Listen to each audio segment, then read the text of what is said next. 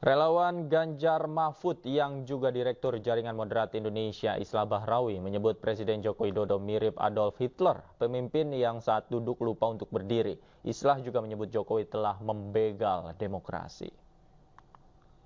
Jokowi ini seperti Adolf Hitler. Pak Jokowi ini seperti Pol Pot, seperti Idi Amin, seperti Bokassa, seperti Gaddafi, seperti Saddam Hussein.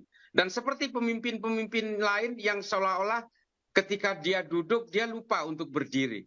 Nah ini yang kemudian membuat kita semua terperangah. Dan gerakan-gerakan Pak Jokowi tanpa kita sadari ternyata sudah mulai merambah kepada apa yang disebut sebagai seorang politisi. Kita tadinya berharap Pak Jokowi menjadi seorang negarawan, menjadi seseorang yang disegani.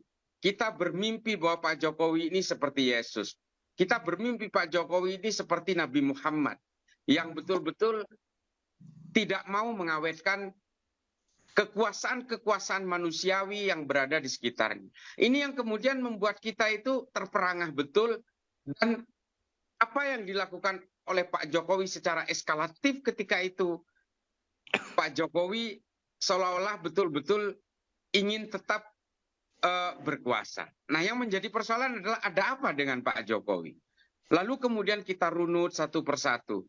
Nah, kalau kemudian akhirnya ada muncul Erick Thohir, muncul Hovifah, muncul Ridwan Kamil yang menjadi dikoi-dikoi seolah-olah ini adalah kader-kader Pak Jokowi, ternyata ini semua adalah proksi-proksi Pak Jokowi dalam bermain politik. Ada PSI yang menjadi bagian dari orkestrasi politik. Ada Koalisi Indonesia Bersatu.